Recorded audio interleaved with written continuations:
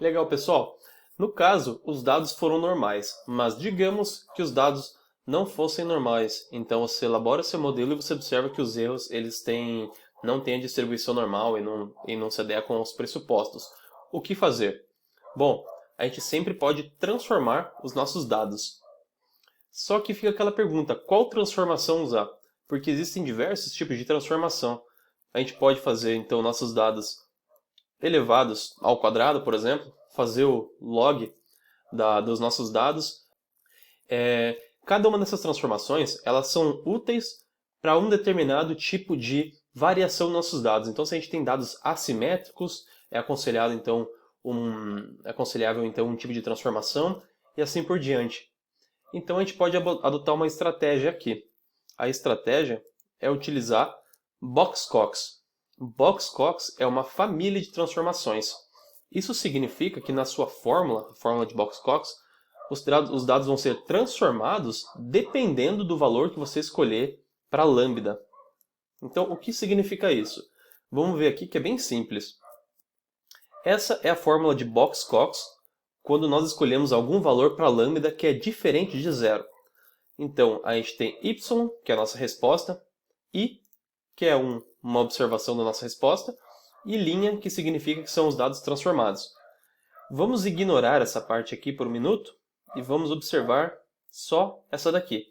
Reparem que a gente está usando nossos dados, y, cada uma das observações, e o valor de lambda está aqui em cima.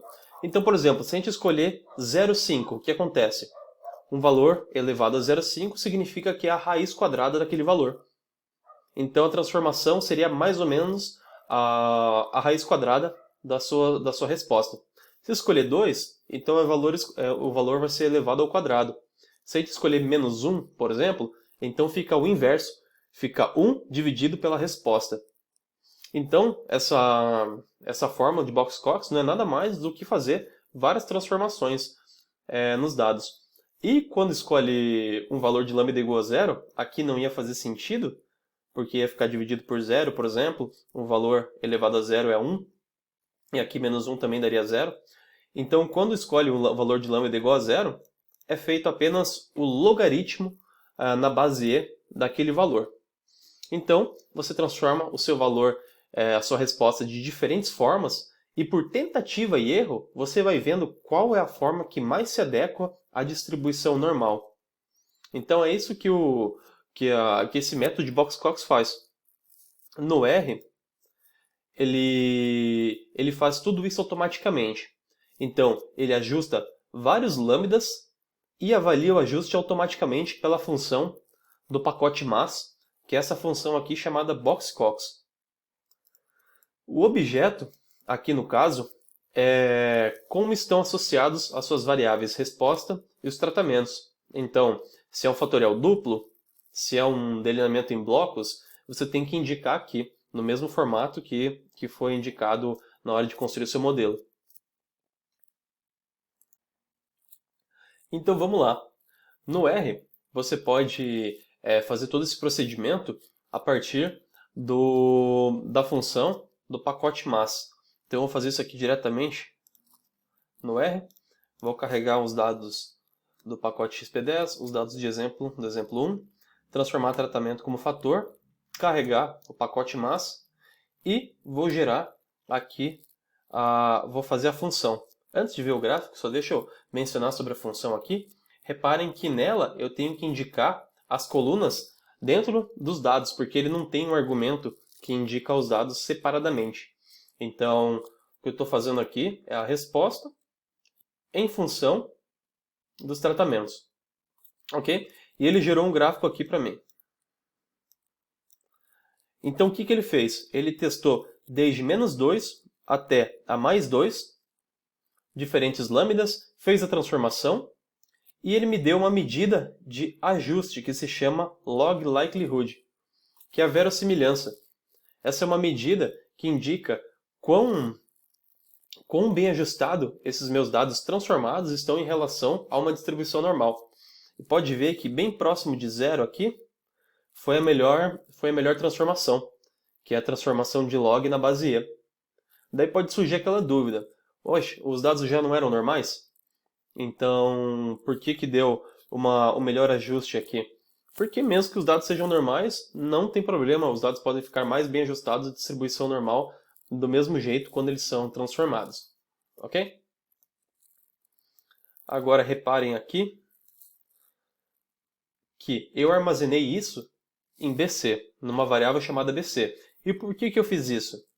Porque para gerar aquele gráfico, ele gerou um data frame. Então repare que ele gerou essa quantidade de dados. X são os lambdas que ele testou. Então repare que ele testou desde -2 até +2, certo? Então eu tenho um data frame com uma coluna X e o seu respectivo Y.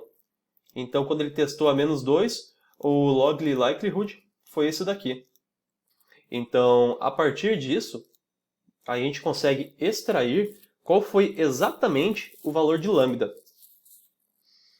Como que eu vou fazer isso? Eu estou usando essa função aqui, que está me indicando qual é o valor máximo que eu tenho na minha coluna y, que é a minha coluna de log likelihood.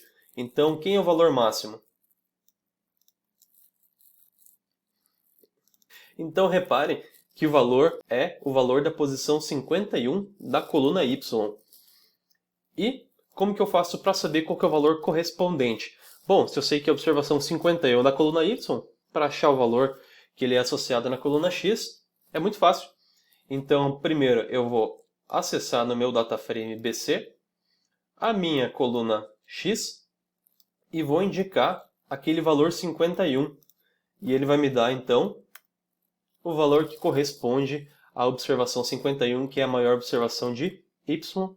Então, a observação de x correspondente é esse valor aqui. Que nem eu disse, era muito próximo de zero. Então, como ficaria a transformação? Nossos dados transformados ficariam, então, como y elevado a esse valor, menos 1, dividido por esse valor, 0,02.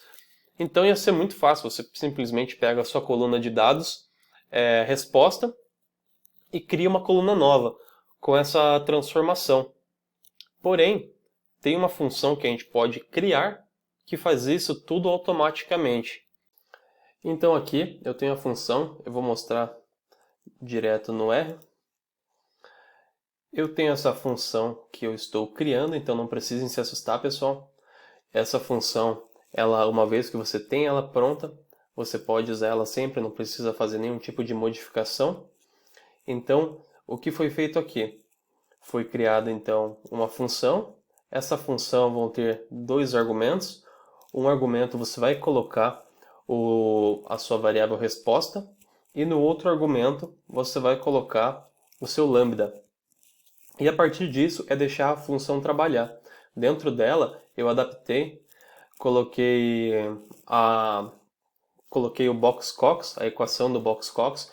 Então, dependendo do lambda, ele já identifica e faz a correta transformação. Então fica mais fácil e basta deixar salvado aí. Eu armazenei essa função, então, numa variável chamada BC. Então a função vai se chamar BC. Repare que ela já foi para o ambiente aqui, então uma função chamada BC. Agora eu vou transformar os dados. Eu vou transformar os dados e armazenar num objeto chamado dados transformados. Então eu estou chamando a função BC que eu criei.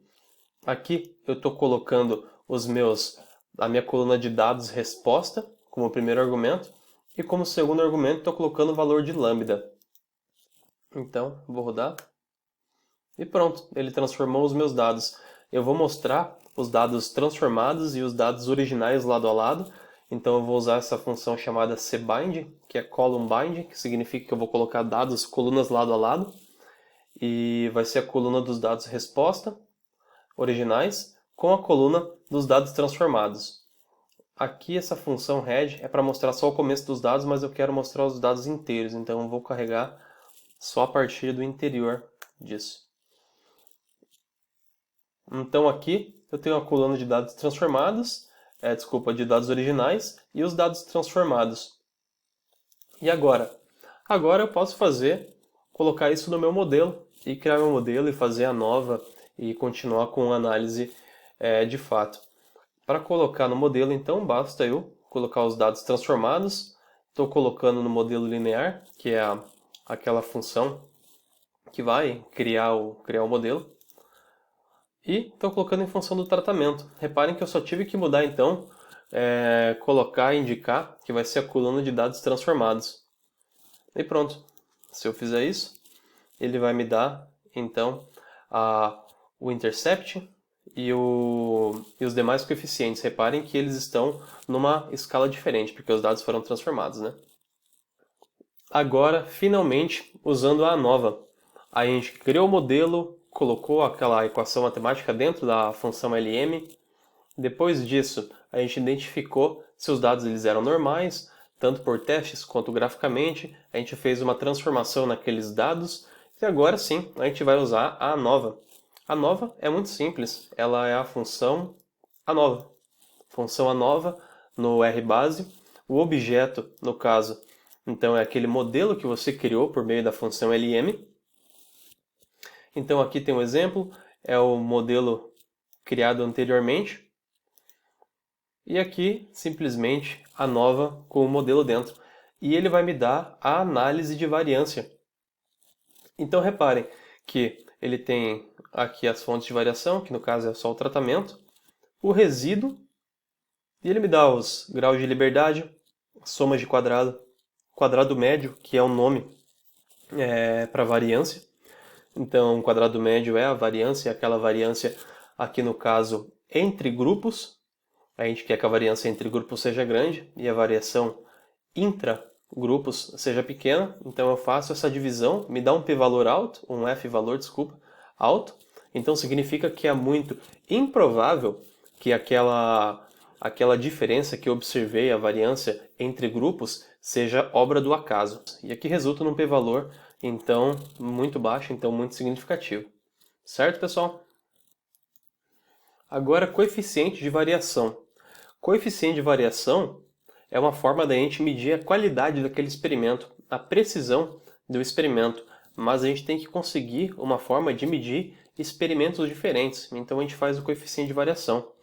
Se forem lembrar, o coeficiente de variação não é nada mais do que o desvio padrão dividido pela média. Aqui não é nada diferente, só que quem que é o desvio padrão, que a gente vai utilizar, quem que é a média.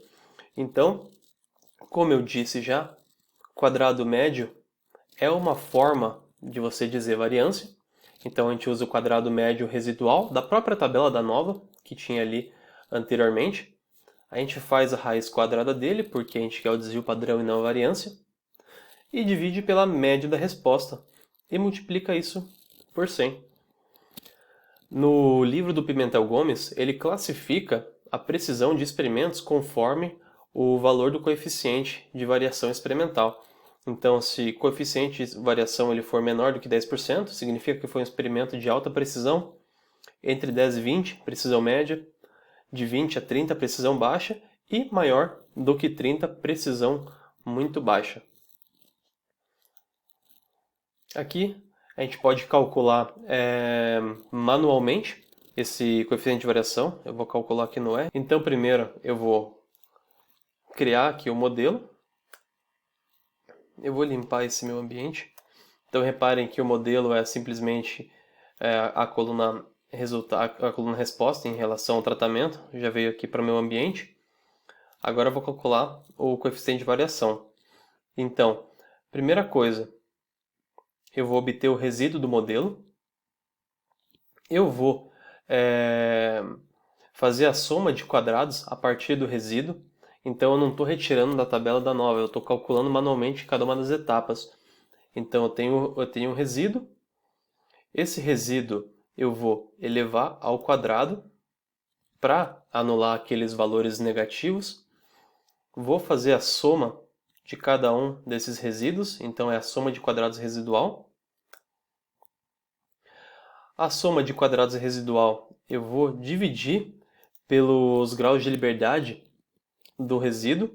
Então essa função df.residuals ela vai obter aqui os graus de liberdade do resíduo. Ó, no caso são 20. Então eu divido, eu tenho um quadrado médio residual. E agora o desvio padrão residual desvio padrão residual é aquela raiz quadrada da variância, que é a raiz quadrada do quadrado médio, né? Então essa função SQRT, que é square root. Então, calculei o desvio padrão residual, aqui está ele. E agora eu posso calcular o coeficiente de variação. Então, é o desvio padrão residual dividido pela média dos dados, a média dos dados no caso da coluna resposta, que é aquela coluna IG do índice glicêmico, vezes 100. Então, aqui está o coeficiente de variação, 3,41%.